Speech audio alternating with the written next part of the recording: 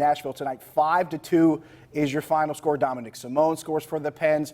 Brian Rust, Alex Galchenyuk. Also, Yusuf Ricola scores his first goal this season. So a few guys tally for the Pens as they win their first game back after 5 days off in Nashville tonight. And then, of course, they'll be back at it, those two teams, tomorrow night at PPG Paints Arena. In the meantime, 412-575-2600 is the phone number. Give us a call. Also, we have a tweet from Don in Cannonsburg. He agrees with you, Paul. Offensive MVP, Chris Boswell. That's what he's saying that off the top. Well, I mean, I don't know if he would have to be the special teams MVP, right? I guess that's technically. I was asking who's on offense. Who's your MVP of the offensive players? Yeah, I guess Boswell counts as special teams. But Boswell to me is the MVP for the team candidate.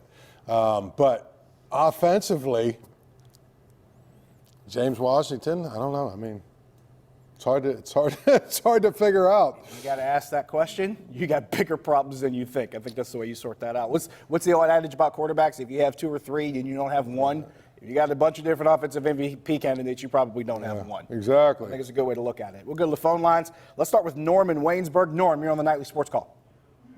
Z-Man, you do a great job. Thank you. And Josh, I got Kansas City winning the Super Bowl. Can you give us an update, gentlemen, on Sidney Crosby's health situation, please?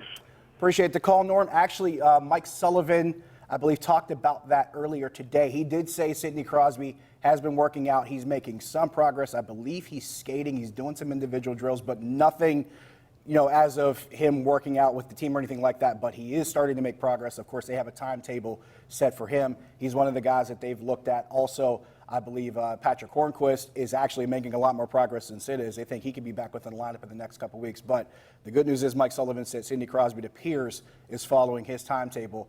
As for his assessment with Kansas City winning the Super Bowl, I'm not thinking much about Kansas City. And this is our joke at the top of the show aside about Antonio Brown. I really like New Orleans. Really like the Saints going into the playoffs. Yeah, I like the Saints. I mean, I think that they're even, I think the worst thing they could do is get entangled with Antonio Brown. But, that's, neither here nor there. I don't think it's going to happen anyway. My point there, the Saints have all the elements to win it. Kansas City's intriguing to me because I think people are forgetting about them a little bit. I agree people are talking, Patrick Mahomes went through a stretch there where he was hurt. He wasn't, he was banged up. He actually wasn't playing very well because he was hurt. Well, guess what? If you're paying attention at all, he's back and he's playing at a pretty high level. He's the kind of quarterback that can get hot and carry a team through the playoffs. And you know what? Their defense is better than it was last year. So to me, the thing is, if you look at Kansas City versus the Ravens, for instance, if it turns into a little bit of a shootout, who do you like? I like Kansas City. You know what I'm saying? So, I mean, if it goes this year again, if it goes Kansas City against the Patriots, I don't know. I think you got to go with Kansas City. So I don't know if they're going to win the Super Bowl. They might not, but it's going to be hard for me to pick against that kid until someone beats him. Here's what I'll tell you. When it comes to Kansas City and also with Baltimore, this is one of the few years where I can think of two teams that can give New England everything they can handle and then some. Usually there's maybe one other team you look at and say, okay, I can see this team going to beat the Patriots. There are two that are legit threats to the Patriots right now in the AFC. And that doesn't happen every year. It hasn't happened, especially not in recent memory that I can think of, where there are two that were that unquestionably good to give New England a Both of those teams are. You look on the other side of the thing, I think the Saints are better than the Patriots. I'll be honest with you, again, it goes down to this, but if there's a rematch of the, let's not hand it the beast mode bowl between Seattle and New England, I like Seattle there. I like San Francisco maybe even, although I'm not as sold on Jimmy Garoppolo as some people are. But, I mean, I really believe this is the year New England will not win it. I kind of agree with that one, just from the standpoint of not only the talent in the AFC, also the NFC is so loaded. I talk about New Orleans. It could easily be somebody like Green Bay. It could be whatever team comes out of the NFC West. It could be one of those teams that wins it too. So I wouldn't put it past. I'll tell you what else is goofy though. The Eagles are going to be what, 8-8 or 9? Oh. What are they going to be? 9-7? They could be 9-7 if they beat the Giants. Actually, what would be hilarious is if the Cowboys lose their game to the Redskins and the Giants beat the Eagles, so the Eagles are 8-8 going to the playoffs.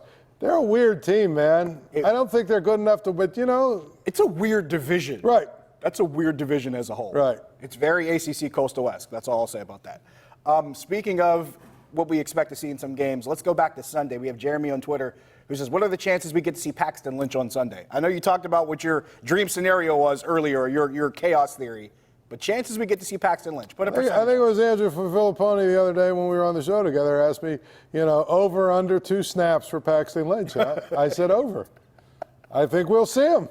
You've been calling for him for a while. I think he's going to, come on. It can't be worse than what we're looking at. And if he is. You have been waiting for this. You've been waiting for this moment. If he's worse than what we've watched, okay, then he should get on with his life's work. He shouldn't go to the CFL. He shouldn't go to the AAF or the AFC or the XFL or any of those leagues. He shouldn't go anywhere because if he can't be better than what we've watched, then he stinks. On that note, we will take a break. We'll try to get to more calls and tweets when we come back. Stay with us.